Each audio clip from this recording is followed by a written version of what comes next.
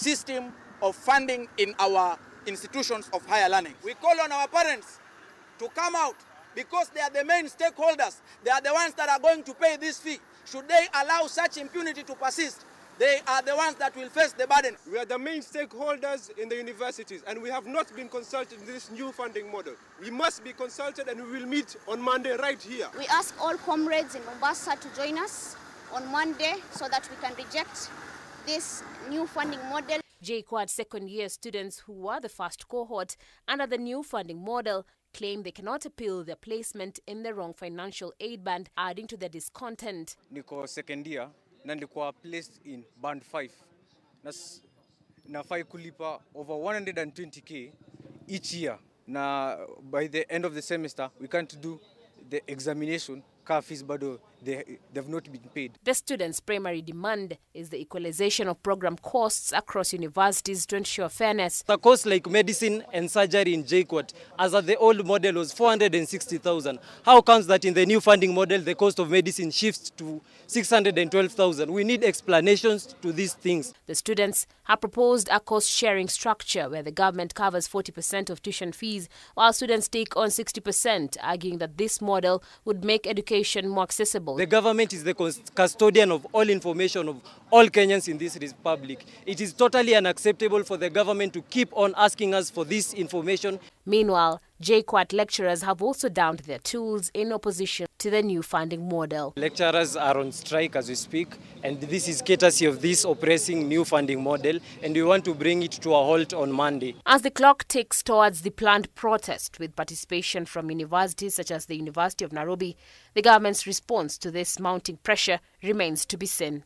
Harriet Chimea, K24. Now, Energy Cabinet Secretary Opiyo Wandayi finds himself in the eye of a storm as Kenyans, particularly within the business community, express outrage over the recent spate of blackouts that have left vast regions of the country in darkness. Wandayi, who had just reassured the nation during his first official visit to Kenya Power headquarters that outages would be minimal, now faces mounting criticism after yesterday's blackout crippled the nation for much of the day, costing businesses millions of losses. Frustrated and angry Kenyans are demanding that the government come clean and expose the corruption and inefficiencies crippling the power sector. Linda Kuskei has more on this developing story. Despite the government's assurance on minimal or no blackouts, power outages continue to persist across the country, with the business community now questioning the government, seeking clarity on the true cause of these disruptions. By the way, stima inapotea hii Nairobi, stima inapotea tu ovyo ovyo.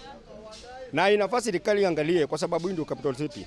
Kuna kitu inaendelea kwa government yenye wanataka yani sisi tusijue. Just a day after Energy Cabinet Secretary Opiyo Wandayi assured Kenyans of minimal disruptions, many parts of the country was plunged into darkness. We have put in place measures and systems that would first and foremost mitigate against the blackouts.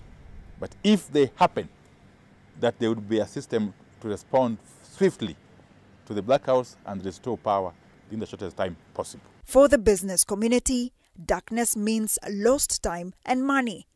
Tumepoteza pesa mingi kwa sababu kama hao venye unaona venye tuko hapa wengi, kila mtu alikuja hapa ako na shughuli yake na anatumia hiyo stima. This trader relies on power to run his business, crafting boxes and other goods. His operations have been paralyzed due to the power outage. Kazi yetu imesimama juu hakuna stima. Vitu za kutengeneza hizo materials zote haziwezi fanya kazi. Watu wanapoteza na mambo inaharibika sana. Sasa government iangalie kama kuna shida, ijaribu kutatua. Kama wameshindwa kutatua, kuna wengine wanaweza tatua hiyo shida. On Thursday, CS Wandayi praised Kenya Power's state-of-the-art facilities and the move to incorporate clean energy. And commended the board and the management team and staff for the good work so far done. They are doing an excellent job. However, many find his stance ironic, as he was a staunch critic of the entity, previously citing Kenya Power as incompetent. I've been vocal on power blackouts, just like every other Kenyan. And I'm not here to tell you that now blackouts will be a thing of the past. Kenyans are now questioning his current role and credibility within the energy sector, wondering how he can defend an entity he once condemned. So mimi nauliza pia Wandai. Mimi sijui ni kazi imekulemea ama namna gani, simeshindwa na hii serikali. Unapewa mshahara yako, wewe bora mshahara ingie, wewe ufanye kazi, ukose kufanya kazi, wewe uko sawa. Na sisi ndio tunaumia kama wananchi wa kawaida. Kenya Power, however, released a statement acknowledging the outage, but with no proper explanation on the disruption. In a press conference on Thursday, Kenya Power Managing Director Joseph Siror, while defending the entity, said the power producer has always communicated the scheduled power outages to ensure maintenance of some of their infrastructure. Information that we pass to the public about outages in certain areas, this is really in line with our very serious commitment to ensure that the quality of supply is going to be maintained. So when we do see that there are some leaning poles or there are some things that need to be undertaken, then we do issue them out. However, CS Wandai has attributed the outage to a disruption at the 220 kilovolt high voltage Loyangalani transmission line that tripped at Suso substation while evacuating 288 megawatts from Lake Turkana wind power plant, followed by a trip on the Ethiopia-Kenya 500 kilovolt DC interconnector that was then carrying 200 megawatts, resulting to a total loss of 488 megawatts that resulted in cascade failure and partial collapse of the grid. Kenyans can only hope that the issue can be resolved once and for all, while hoping that the government will also subsidize the price of tokens. Linda Koskei, K24 TV. We're taking another short break right here on Friday Live. Do stay with us. We'll be back in a minute.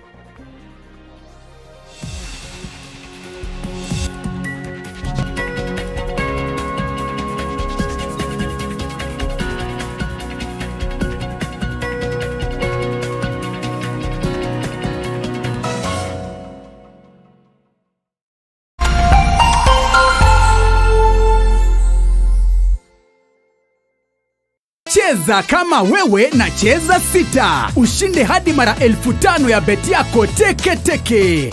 Yes, and it's that simple. Dial *675#. Cheza na 6 numbers kati ya 1 hadi 6. Weka bet amount yako kutoka shilingi 50 tu. Ushinde hadi mara 5,000 instantly. Cheza kama wewe na cheza sita. Na upate nafasi moja kati ya 4 ya kuwa mshindi. Dial *675# to play now. Over 18 only. Gaming is addictive. Play responsibly. This message has been authorized by the BCLB.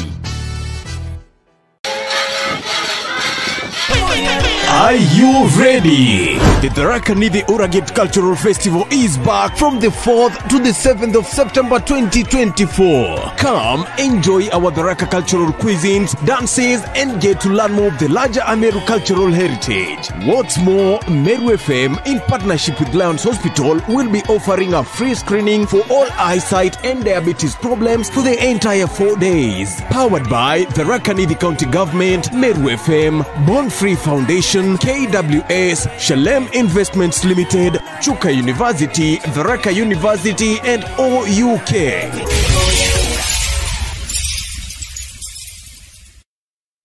Back to the future. The future is simulate. Bet smarter. Win faster now. Be a winner. Mozart Bet.